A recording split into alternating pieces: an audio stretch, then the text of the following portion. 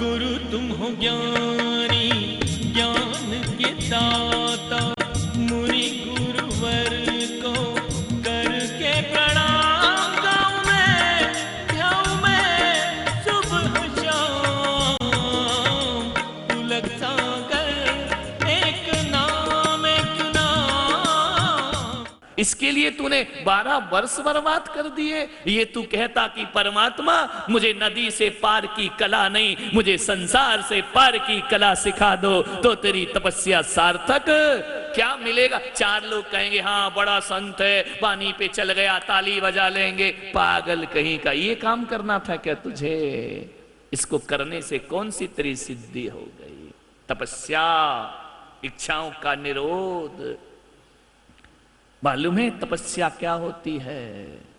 बहुत कठिन है ये तप का मार्ग, इतना आसान नहीं। शरीर को तपाना आसान है, केस लॉन्च करना भगवान कहते कोई बड़ी बात नहीं है, नग्न रहना कोई बड़ी बात नहीं है, एक टाइम भोजन करना कौन सी बड़ी बात है, कोई दिक्कत नहीं है। क्या होता है इससे? नंगे पैर चलना कोई बड़ी बात है क्या? अभ्यास करो सब हो जाता है। ऐसा कोई कठिन नहीं है ये सब काम। ये तुमको लगता है क्योंकि तुमने अभ्यास नहीं किया है। 4-6 महीने अभ्यास करो, सब रूटीन में आ जाता है। एक टाइम खाना भी रूटीन में आ जाता है, पैदल चलना भी रूटीन में आ जाता है। कोई बहुत बड़ी बात, कोई बहुत बड़ा किला नहीं जीत लिया। ये सब करके ध्यान रखना। तपस्या ये देखो कि 20-20 साल की तपस्या यदि हो गई, मन कितना बस में हुआ है तुम्हारा। ध्यान रखना, मन को जीता है। क्या होता है? भगवान ने कहा ये सब व्यर्थ हैं, इससे कुछ नहीं होता है।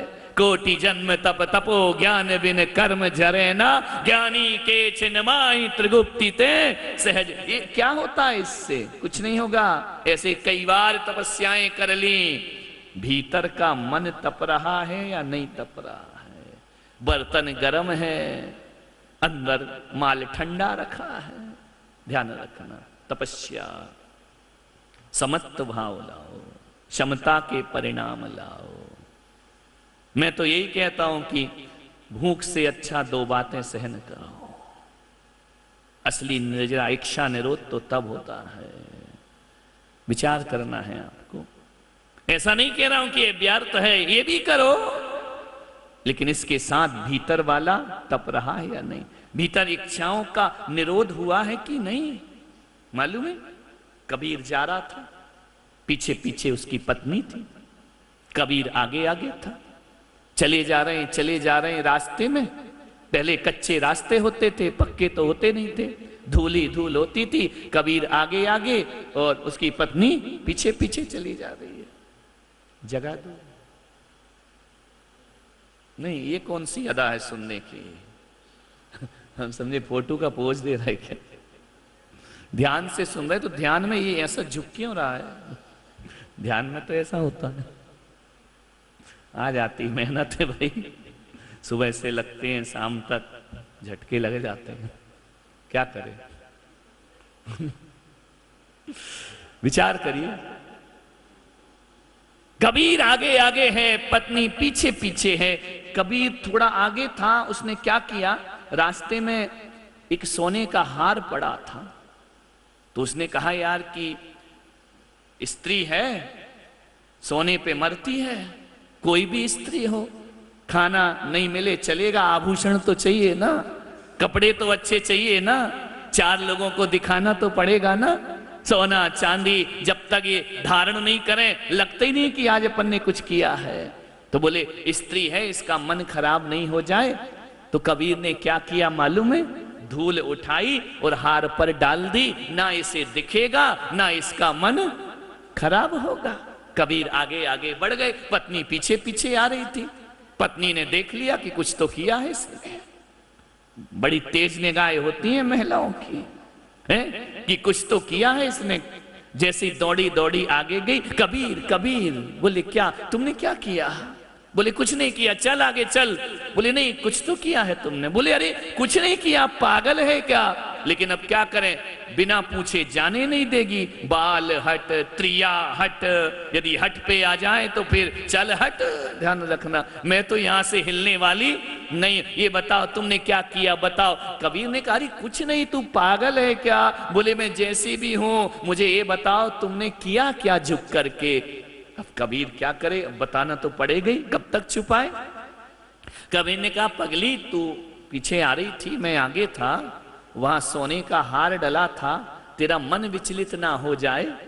तू एक संत की पत्नी है, तेरा मन सोने पर आकर्षित ना हो जाए, इसलिए मैंने मिट्टी उठाई और उस पर डाल दी। कबीर की पत्नी ने कहा कबीर मैंने तो सुना था तुम बड़े विरक्त हो, मैंने तो सुना था तुम संसारी नहीं तुम सन्यासी हो, मैं तो ये समझती थी कि तुमसे बड़ा विरक्त दुनिया में कोई नहीं है। कबीर ने कहा क्या बोलती है?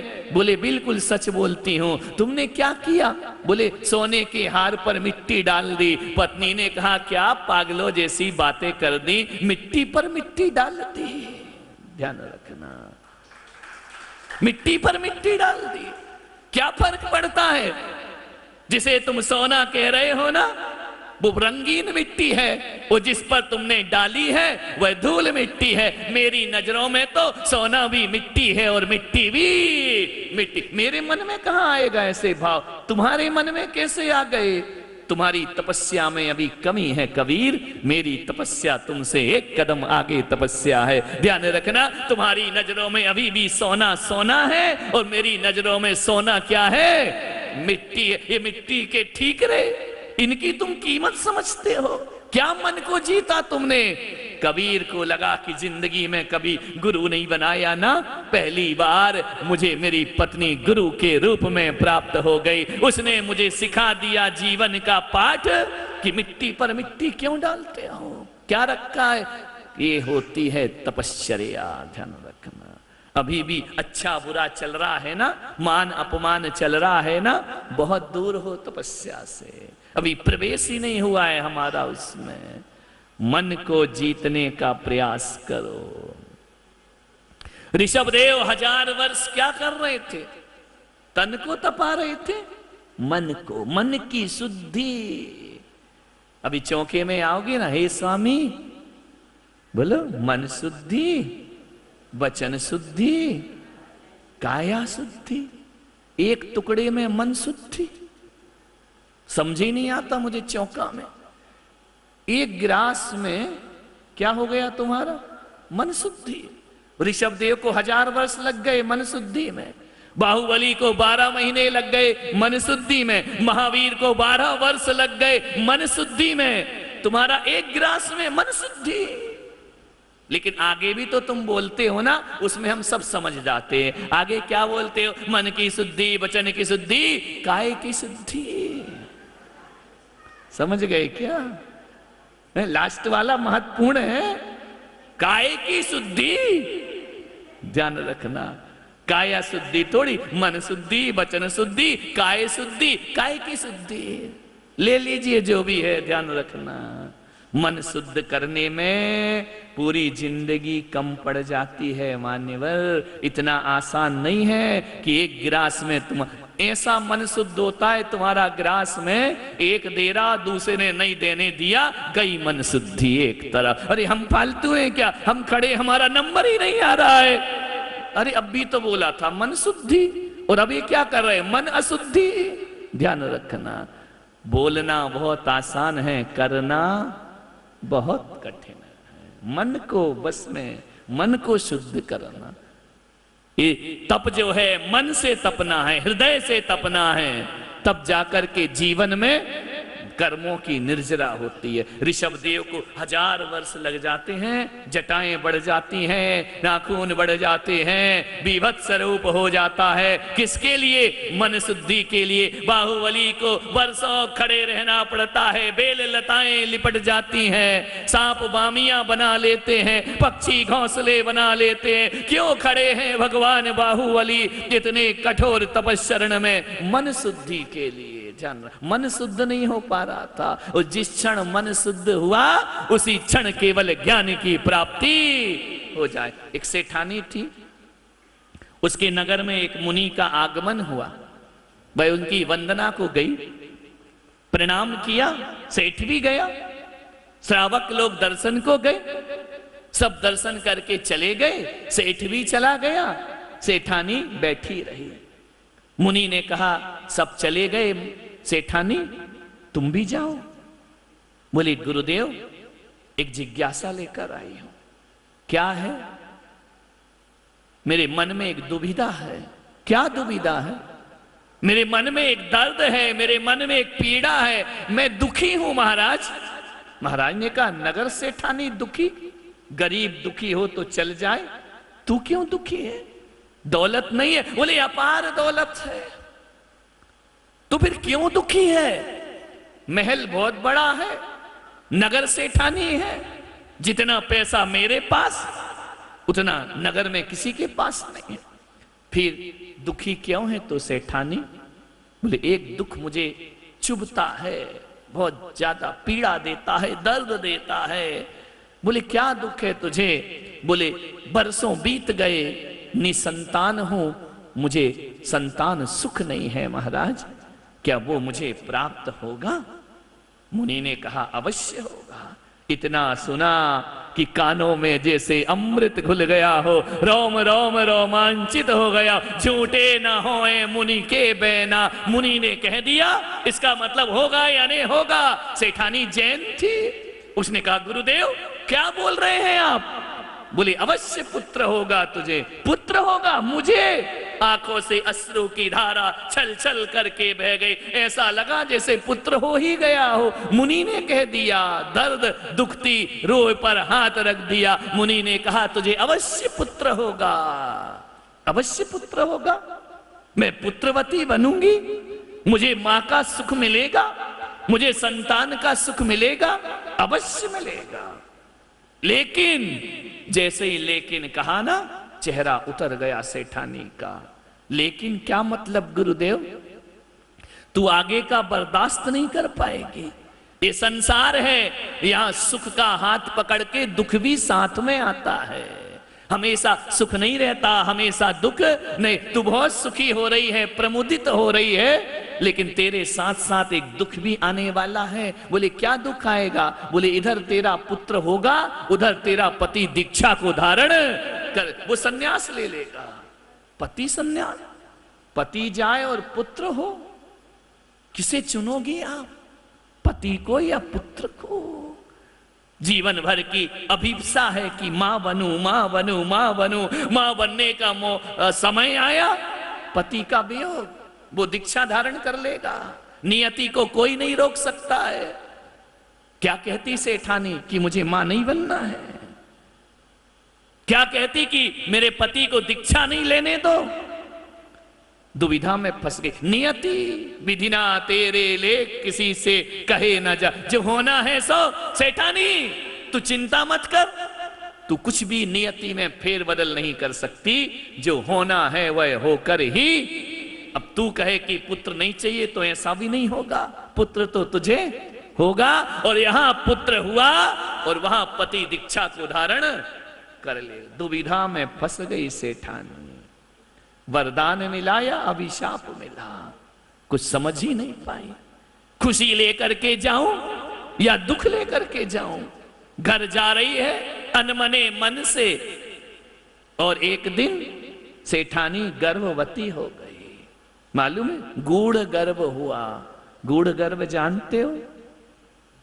जिसमें उदर वृद्धि नहीं होती है, ऐसा लगता है वो गर्भवती है या नहीं है। गूढ़ गर्भ, तीर्थंकरों की माताओं को भी गूढ़ गर्भ होता है। उनकी त्रिवली जो सलवटे हैं पेट की वो मिटती नहीं है 9 माह तक, ध्यान रखना। गूढ़ गर्भ हो गया सेठानी को। सेठ को पता ही नहीं। सेठानी ने कहा कि बताया कि ये गया, क्या करूं? नहीं बताया। अंतिम समय आया, 9 मास पूर्ण हुए।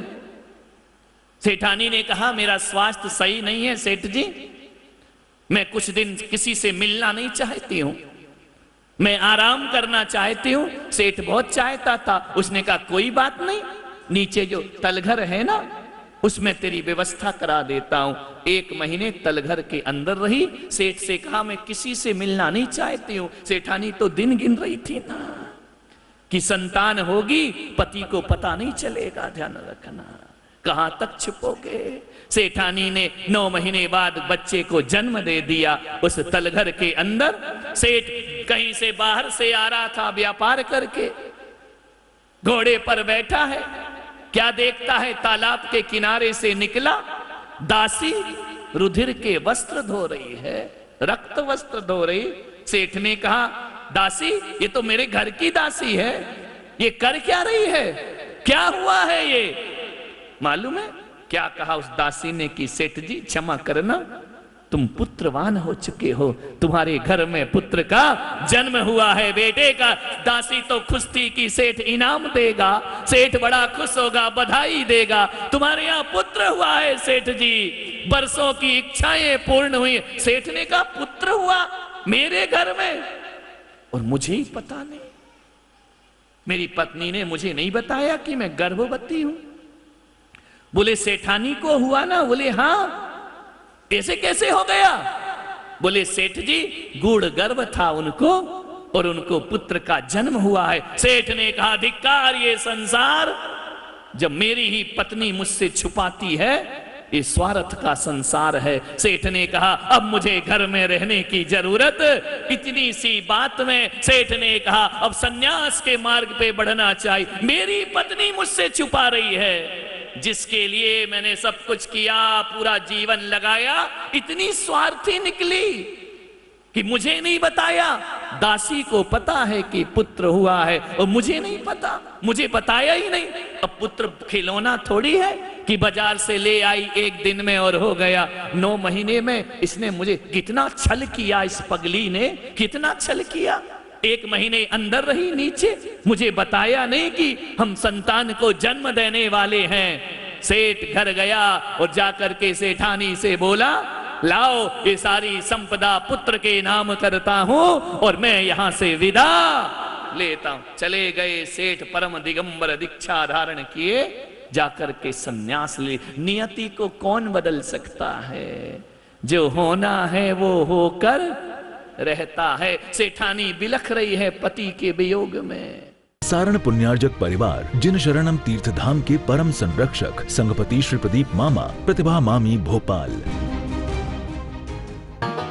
गुरु तुम हो ज्ञानी, ज्ञान के दाता,